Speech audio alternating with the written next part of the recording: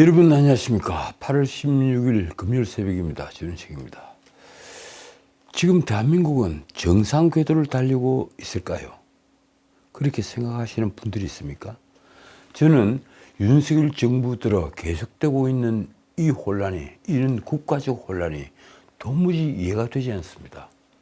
정당이 정체성을 잃더니만 결국 나라의 정체성이 흔들리는 일이 벌어졌습니다. 이번 광복절 행사가 파행된 주 원인이 바로 그 점입니다. 도대체 이승만 전 대통령을 건국 대통령이라고 부르면 친일파라고 단정을 짓는 이 해괴한 논리는 누가 만든 것입니까? 1948년 8월 15일 대한민국을 건국했다고 말하면 친일파라는 논리는 어디서 나온 것입니까? 저 역시 프랑스가 1789년 7월 14일 바스티유 감옥을 습격한 날을 건국기념일로 하듯이 자주국 자주민을 선언을 했던 1919년 3월 1일을 건국기념일로 하는 것도 건국절 논란을 잠재우는 한 방법이라고 생각을 합니다. 김희독립선언문에 그렇게 되어 있죠. 5등은 자야 조선의 독립국인과 그리고 조선민의 자주민임을 선언하노라. 차로서 세계만방의 과야 이렇게 내려가죠. 그러나 실제 대한민국이 건국한 날은 1948년 8월 15일인 것은 역사적 사실입니다. 이 나라 진보 좌파들은 상해 임정을 개성했다는 또 하나의 역사적 사실 때문에 헌법 전문에서도 인정을 했지만 그 역사적 사실 때문에 1948년 8월 15일을 단지 정부 수립일이라고 표기를 합니다. 중고등학교 국사 교과서에 그렇게 되어 있습니다. 더 나아가 윤석열 정부는 한반도와 그 부속도서를 영토로 규정하는 우리 헌법을 근거로 자유민주주의 아래 통일이 완성된 때를 건국의 완성으로 이해하자고 말합니다. 어제 그렇게 얘기를 했죠. 그렇다면 지금은 불완전한 대한민국이라는 말이 됩니다. 그렇지 않습니까? 자, 조금 있다가 다시 이 문제를 짚어보겠습니다. 8월 18일 전당대회를 대관식처럼 생각하던 이재명과 친명 세력들에게 이 김경수의 복구는 어떤 의미가 있을까요? 바꿔 말하면 김경수 복구는 야권 내부에 폭발력이 있을까요?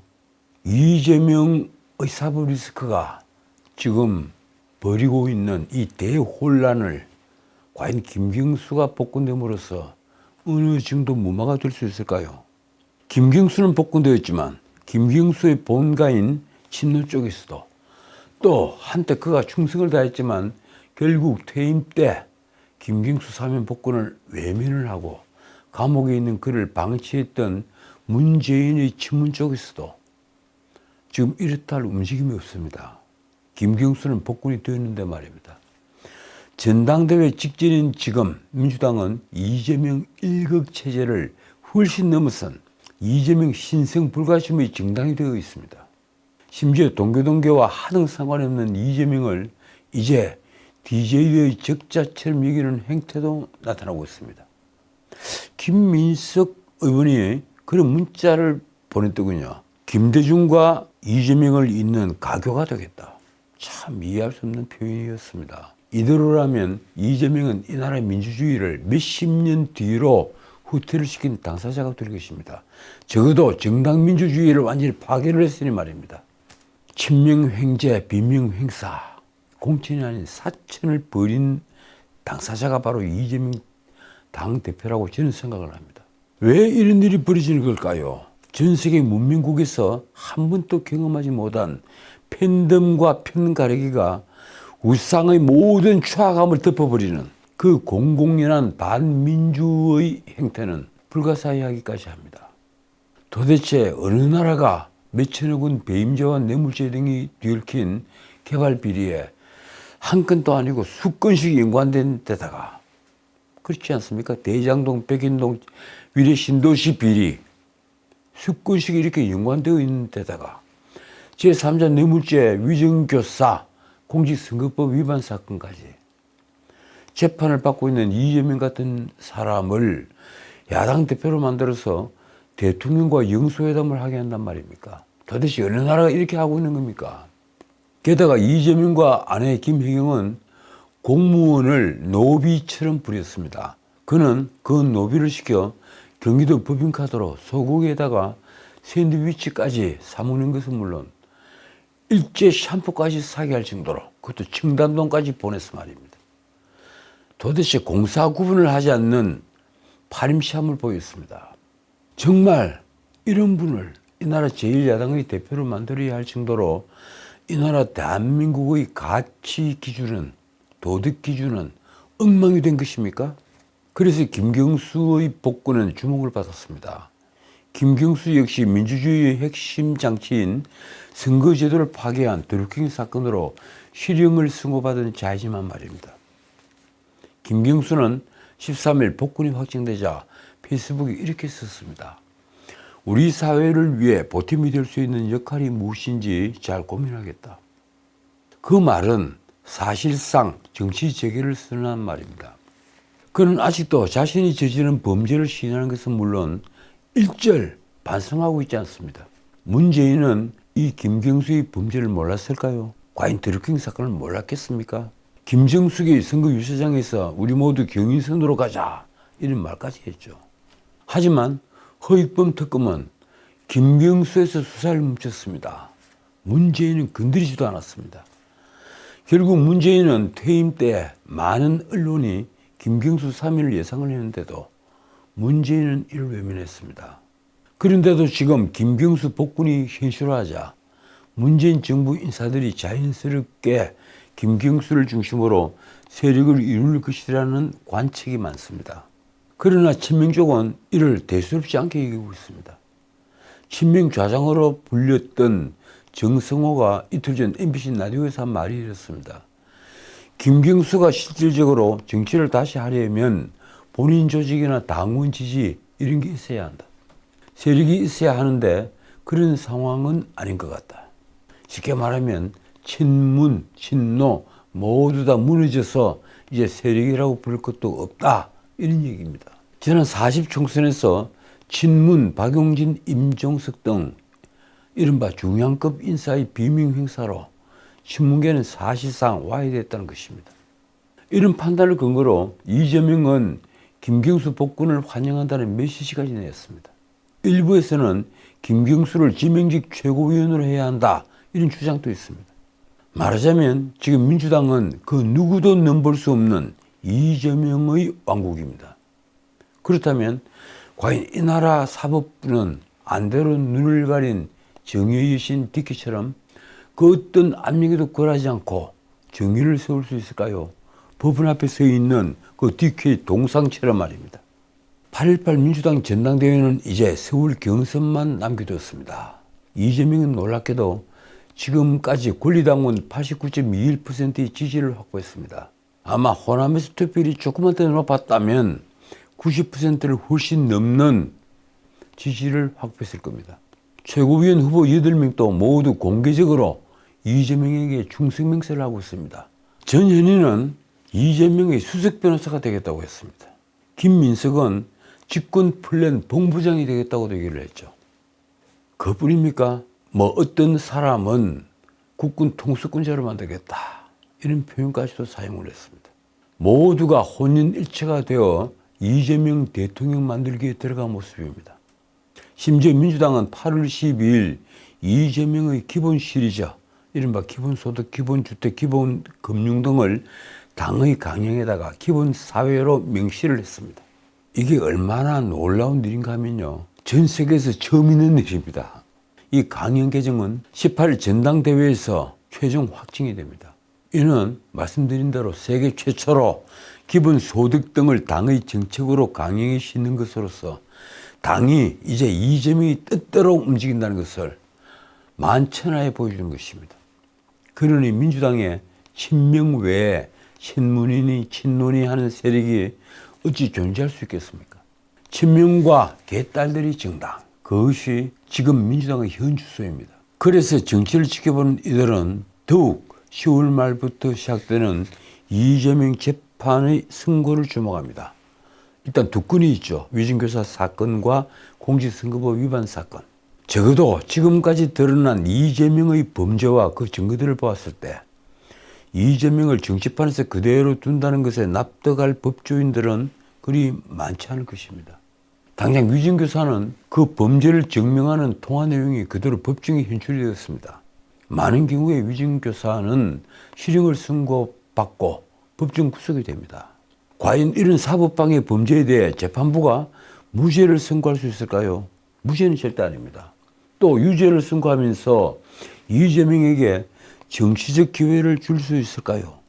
공직선거법 위반 사건은 더욱 엄중합니다. 6개월 안에 끝내야 할 1심 선고를 지금 2년이 다 되는 시간에 1년 반이 훨씬 지난 시간에 선고를 하게 됩니다. 김문기를 몰랐다는 발언과 백인동 부지 용도를 4단계나 상향시킨 것은 박근혜 정부 국토부 협박 때문이었다. 이 2개의 허위 발언, 이 발언은 우연히 나온 실언이 아니라 자신의 범죄를 감추기 위해서 한 허위 발언입니다. 이 2개의 허위 발언에 대해 무죄를 선고한다거나 벌금 100만 원 이하의 형을 선고할 재판부는 아마도 없을 것입니다. 그런 재판부가 있다면 역사에 그 오명이 기록되겠죠. 당장 이 선거법 위반 재판에서 이재명의 유죄 판결과 벌금 100만 원 이상의 선고가 있으면 어떻게 될까요? 이재명은 항소를 하면서 시간을 끌 수 있다고 생각할 겁니다. 어떻게 하든지 대선이 본격적으로 시작되는 2년 뒤까지 이재명에 대한 형이 확정되지 않으면 자신에게도 기회는 있다고 생각을 할 테니 말입니다. 아니, 미국 트럼프도 유죄 판결을 받고 대통령 선거에 나가는데 왜 대한민국이 되지 않을까? 다들 그렇게 생각하는 겁니까? 그러나 그렇게 될까요? 나는 이재명에게 오는 10월 말 공직선거법 위반 사건에서 벌금 100만 원 이상만 선고가 되고도 이재명의 미래는 없다고 생각합니다. 대중은 비로소 악을 버리고 선을 선택할 것입니다. 이재명과 민주당 측에서 아무리 1심 선고일 뿐이라며 의미를 축소하더라도 이재명은 사실상 정치 승리가 끝납니다. 김경수의 복권은 그래서 이 민주당의 플랜 B를 뛰어넘는 이재명의 대안 후보로 보이는 것입니다. 나는 윤석열이 이제 이재명을 버릴 준비를 했다고 생각을 합니다.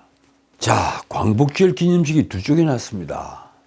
윤석열 대통령은 어제 8월 15일 제79주년 광복절 경축식에서 8.15 통일 독트린이란 걸 내놨습니다. 한반도 전체 국민의 주인인 자유민주 통일국가가 만들어지는 그날 비로소 완전한 광복이 실현된다.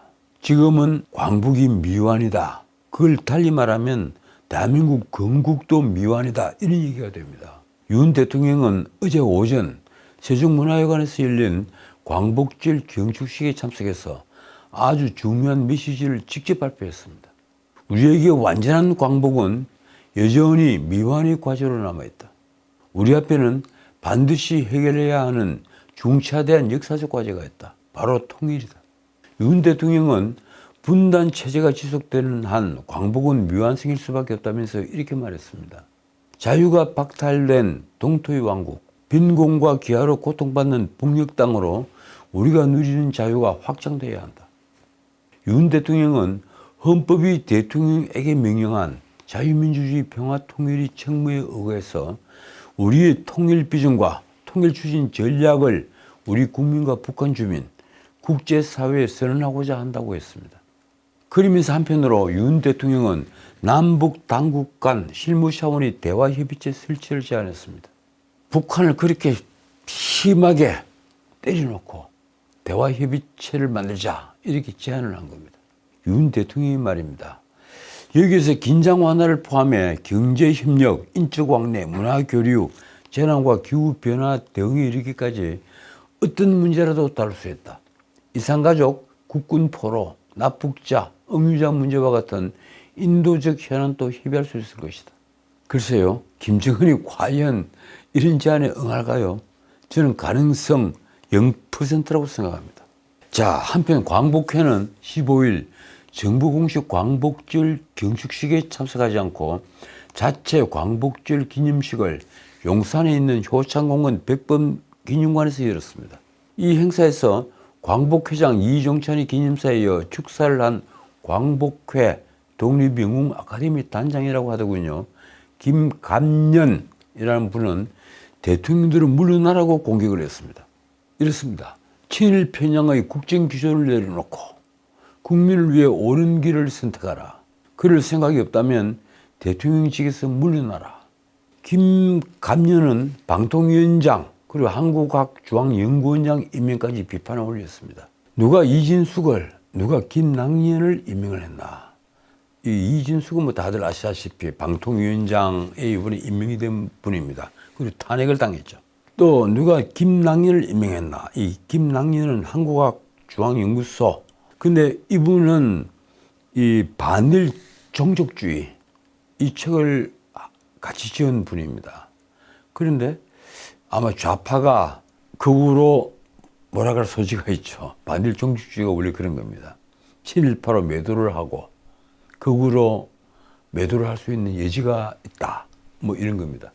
그래서 김감년은 이진숙 임명과 김낭년 임명을 비판을 하고 있는 겁니다. 대통령은 건국절 논란이 먹고 살기 힘든 국민에게 무슨 도움이 됐냐고 했는데 똑같이 되묻겠다. 누가 건국절 논란을 야기시키냐. 대통령직에서 물러나라. 참 기가 막힙니다. 대한민국은 건국도 되지 않은 나라입니까? 전 세계 문명국에 건국 대통령 기념관이 없는 나라는 아마 대한민국을 포함해서 서너 나라밖에 되지 않을 겁니다. 어떻든 언론은 약 500명에 달하는 청중에 이 타도 윤석열을 외치며 호응을 했다고 썼습니다. 글쎄요, 그 백범 김구 기념관에 500명이나 들어갈 수 있습니까? 광복절 기념식이라면서 정치 집회를 연 것입니다. 이 사단을 벌인 이종찬은 기념사에서 이렇게 말했습니다. 진실에 대한 왜곡과 친일사관에 물든 저열한 역사인식이 판치며 우리 사회를 혼란에 빠뜨리고 있다. 과연 이종찬의 말은 옳은가요? 언론은 보수진보 가리지 않고 역대 정부에서 두루 요직을 지낸 이종찬이 이날 기념사에서 이승만 시대부터 윤석열 시대까지 그리 멀지 않은 위치에서 역사를 보며 진리를 터득했다며 한 말을 주목을 했습니다. 이렇습니다. 긴 역사 속에서 역사는 권력의 편이 아니라 정의의 편이었다. 절대 역사를 배반하지 않겠다. 그런데 말입니다. 이종찬은 전두환 정부에서도 원내 총무를 지낸 사람입니다. 거기다가 DJ 정부에서는 국정원장을 지냈습니다. 그런 분이 과연 역사를 배반하지 않겠다. 이런 말을 할 수 있는 겁니까? 조국과 민주당 박찬대는 이 광복의 주최 기념식에 참석을 했습니다. 그것도 광복회에서 정치인들은 참석하지 말라고 부탁을 했는데 당부를 했는데 말입니다. 맨 앞줄에 앉았더군요. 이재명도 이종찬의 편에 섰습니다. 이재명이 SNS에 올린 글이 이렇습니다. 차마 고개 들 수 없는 부끄러운 광복절이다. 윤석열 정권은 역사의 전진을 역행하고 있다. 우리 국민의 민생엔 거부권을 남발하면서 일본의 역사 세탁엔 앞장서 퍼주기만 한다. 정말 묻고 싶습니다. 22대 국회에 들어 언제 민주당이 민생 법안을 4개나 했습니까? 설마 전 국민에게 25만 원 지급한다는 그 법안을 민생 법안을 하지는 않겠죠. 또 방송사법 혹은 노란봉투법을 민생 법안이라고 우기지는 않겠죠. 그건 이념 법안입니다. 이재명은 자신이 이육사 시인과 같은 안동 출신이라는 점을 언급을 하며 이육사 선생의 광야를 다시 꺼내보며 이 모진 고난 앞에서도 광복의 꿈을 잃지 않았던 선열들의 마음을 되새긴다고도 했습니다. 민주당은 이 정권이 몰역사적인 굴종외교와 친일 정부를 멈춰 세우는 데 온 힘을 다하겠다. 글쎄요. 윤석열 정부의 외교를 굴종외교라고 하는 표현도 저는 뒤집어 놓고 보면 그러면 문재인의 외교는 어떤 외교였습니까? 그야말로 중국에 굴종하고 북한 김정은에게 굴신하고 심지어 트럼프와 김정은이 만나는데 뒤에 멍하니 서 있는 그런 역할밖에 하지 못하는 글쎄요. 이 방송에서 적절한 용어는 아니겠지만 표현하자면 등신 외교나 하는 그런 외교있지 않습니까? 그러고 보니 이재명은 이 육사가 겪은 고난과 이 자신의 파렴치 범죄 사부 리스크를 동일시하고 있습니다. 참 기가 막힙니다. 자, 문제는 오늘 방송 제가 첫머리 모두에서 지적을 한 바처럼 이종찬의 보수에 대한 공격입니다. 10월 광복회가 따로 연 광복절 기념식에서 이종찬이 한 말이 이렇습니다. 독립운동을 표명하고 건국절을 들먹이는 이들이 보수를 참칭하고 있다. 글쎄요, 이종찬이 보수를 얼마나 이해를 하고 있을까요? 과연 1948년 8월 15일 대한민국을 건국했다고 보아 8.15를 광복절 외에 건국절로도 기념하자고 하면 그건 독립운동을 표명하는 게 되는 것입니까? 이런 주장은 제가 알기로는 전 광복회장 김은웅 같은 자도 하지 않았던 것입니다. 이종찬 기념사 뒤에 전 독립기념관장 한시준이라는 자가 1948년 건국절은 식민지배 합법화라는 특별 강연을 했습니다. 1948년 8월 15일 건국했다 이런 주장을 하면 그건 식민지배를 합법화하는 것이다. 정말 그런 겁니까? 저는 그 강의 내용을 듣지 않아서 모릅니다만 도대체 건국절을 만들자는 게 어떻게 식민지배를 합법화한다는 것입니까? 전 세계 문명국에 독립기념일 혹은 건국기념일이 없는 나라가 어디에 있습니까? 한편 언론은 이런 주장을 하고 있는 이종찬이 이명박 정부 시절 2008년이죠. 이 건국 60주년 기념사업위원회 거기에 고문으로 위촉되었다고 폭로를 했습니다. 언론이 비판 내용이 이렇습니다. 건국절을 문제 삼던 이종찬이 왜 16년 전에는 1948년 건국에 대해 문제를 제기하지 않았는지 이해하기 어렵다. 한편 대통령실 관계자는 15일 있지도 않은 정부의 건국절 추진 계획을 철회하라는 억지 주장에 엄정히 대응할 생각이라고 밝혔습니다. 윤석열 정부가 우리는 건국절을 지금 만들려고 하지 않는다 이렇게 공언을 한 겁니다. 정부가 거듭해서 1948년 8월 15일 정부 수립일을 건국절로 제정할 계획이 전혀 없다고 밝혔음에도 광복회는 건국절 추진 중단을 주장하고 있다는 것입니다.